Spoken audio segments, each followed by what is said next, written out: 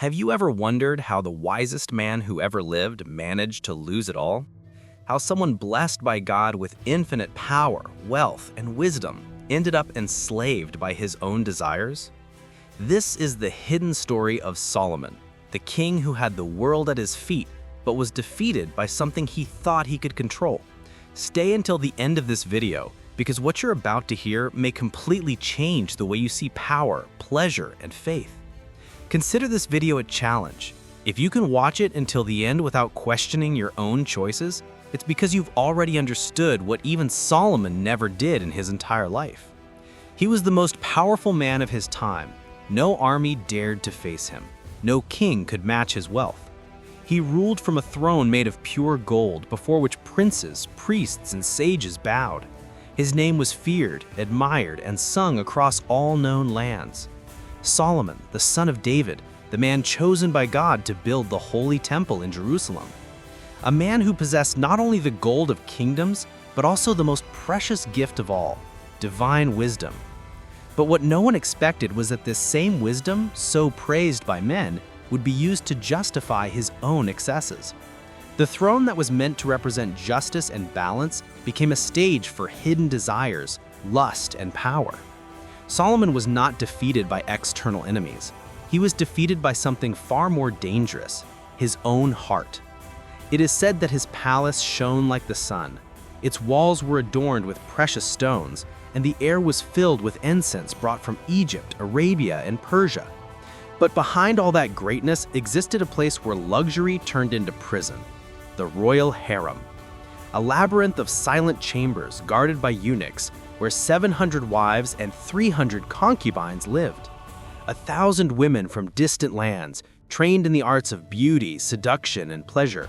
1,000 voices whispering promises, 1,000 eyes competing for the gaze of a single man.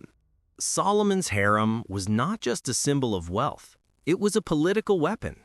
Each woman represented an alliance, a treaty, a promise of peace between kingdoms. An invisible army of beauties that maintained the stability of the empire. But along with those alliances came foreign gods, came hidden rituals, forbidden chants, silent sacrifices at the feet of strange idols. And little by little, the wisest king on earth began to lose connection with the God who had given him everything. The royal wives were treated as queens. The concubines, on the other hand, were exchanged, sold, or forgotten in dark chambers. The harem was an empire within the empire, full of rivalries, intrigues, and ambition. There were sweet smiles and invisible daggers. Some women learned the art of manipulating the king not only with their bodies, but with their minds. They knew Solomon loved mystery, enigma, and deep conversation. And so, they turned pleasure into politics. Every word spoken to the king was carefully chosen. Every touch was a seed planted in his heart. Solomon's nights were wrapped in music and fragrance. Baths of milk, oils of myrrh and cinnamon, translucent garments woven with golden threads. The women prepared themselves like priestesses of a secret cult, believing they could dominate the wisest king in the world, and many succeeded. They enchanted him with soft songs, intoxicated him with wines mixed with aphrodisiac herbs, and between sighs and promises, they drew from him favors, decisions, and concessions that would change the destiny of Israel forever. Solomon's harem was more than a symbol of power and pleasure. It was the reflection of the king's very soul. Behind the silk curtains and exotic fragrances, there was a silent war made of envy, spells, and manipulation. Each woman fought for a glance, a night, a touch from the king. Some waited for years, others risked their lives in desperate attempts to be chosen. Within that golden paradise, beauty hid poison, and love was confused with ambition. It was the mirror of Solomon's heart, radiant on the outside, but corrupted within. At the height of his reign, the wisest man on earth believed he could master desire. He thought he could touch fire without being burned. But desire is treacherous. It begins as a breeze and ends as a storm. The women, both enchanted and ambitious, began to ask for altars for their own gods. At first, they were small and discreet. Later, they became luxurious temples built by the king's own hands. Names like Astarte, Moloch, and Baal began to echo in Jerusalem. And the man who had built the temple of the Lord started erecting altars to demons. Wisdom gave way to vanity. Faith surrendered to pleasure. And the king's heart became the battlefield of a spiritual war. Within the golden walls, the women became living legends. Egyptians, Phoenicians, and Sabians mastered subtle arts of enchantment. The gaze, the voice, the perfume. Each brought with her the secrets and powers of her people. Some went beyond physical beauty and learned to dominate the king's mind. Among them, the daughter of Pharaoh stood out. She was given a palace bathed by the waters of the Nile within Israel, and brought with her the Egyptian rituals. Solomon believed he was uniting cultures under the same God, but he ended up uniting the gods of the nations against the true God. As the years passed, the Golden Throne became a prison. Surrounded by 1,000 women, the king who once spoke with God now heard only voices of desire.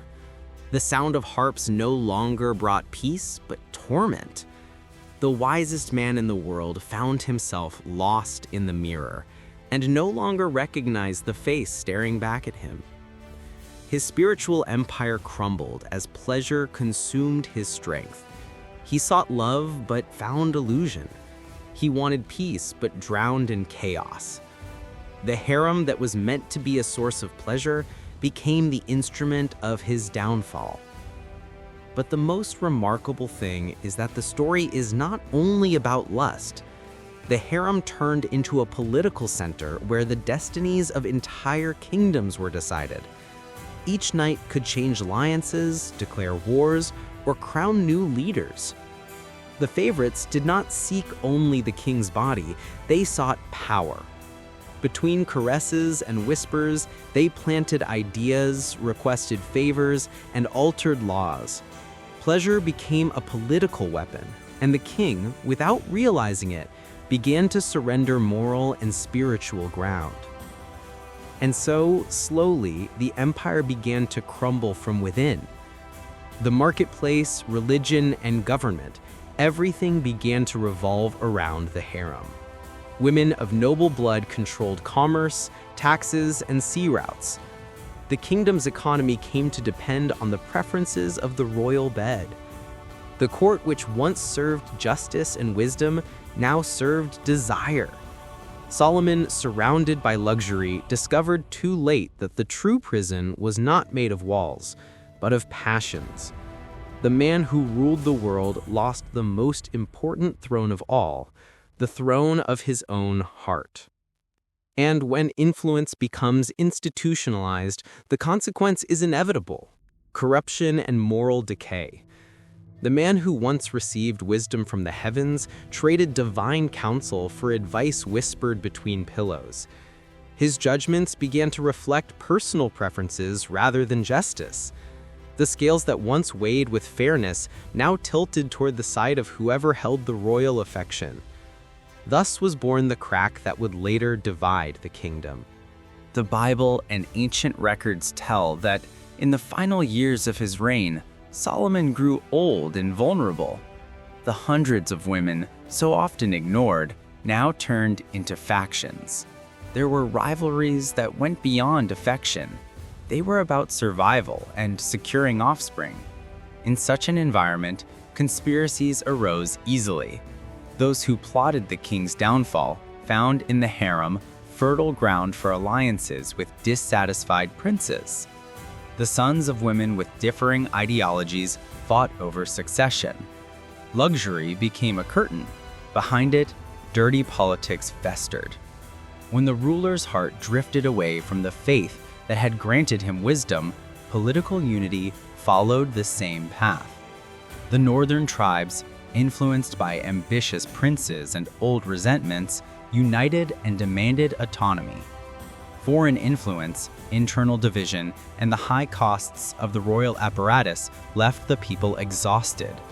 Shortly after Solomon's death, the unthinkable happened. The kingdom was divided. Israel and Judah are merged as two opposing realms, weakened, more vulnerable to invasions and external seductions. What once seemed a palace of splendor became the tomb of a unity that would take centuries to even remember its former glory. The fate of the women in the harem was as cruel as the system that had imprisoned them. Some, like Pharaoh's daughter, returned to their lands with honor and cultural legacy. Others, the concubines without noble ties, were abandoned, sold, or vanished into misery. The children born of those unions were sometimes used as pieces in political alliances or eliminated when they became inconvenient to the line of succession. Institutionalized objectification revealed its most brutal face when the royal house needed to repair its image. Those who were no longer useful were discarded, and the palace that had once symbolized power became synonymous with decadence and collective remorse. But if there is one truth that cuts through this story like a shining blade, it is the spiritual and moral lesson it carries. It is not merely about sexual condemnation or historical misogyny. It is about the danger of trading principles for pleasure, duty for desire, and faith for convenience. Solomon did not fall for lack of intellect. He fell because he allowed affection and attraction to dictate his priorities. He, who could have been an eternal pillar of justice, proved that no throne is more vulnerable than the one occupied by a divided heart. And what remains for us, who look upon this ancient epic? The warning that power and success do not grant immunity from downfall. The example of how uncontrolled appetites corrode institutions, families, and nations. The reminder that the greatest defeats do not always come from outside. They come disguised as pleasure, calm, and the thought, I can control this. And perhaps most unsettling of all, the invitation to look into our own lives. What habits, desires, or alliances are we allowing to sit upon the throne of our hearts? If you've made it this far, I offer you a simple challenge. Look around at your routine, your relationships, your priorities, and ask yourself honestly, what sits on the throne of my life? If the answer makes you uncomfortable, perhaps it's time to change. Because the story of Solomon is not just an ancient tragedy, it's a mirror. And every mirror exists to show what must be corrected. If this story has moved you, accept a challenge. Watch the video until the end, and when it's over, write in the comments what part surprised you the most. Was it the political manipulation through pleasure, the strange rituals that invaded faith, or the fate of the women in the harem? If you can, share it with someone who needs to hear this lesson about power, temptation, and responsibility. Subscribe to the channel for more investigations that reveal the hidden secrets of history and the Bible. And finally, if this video touched you, share it so that more people may learn from what one of the wisest and most powerful men in the world left us as a warning. Because a story without reflection becomes repetition, and repeating such ancient mistakes only ensures that new thrones will fall to the same temptations.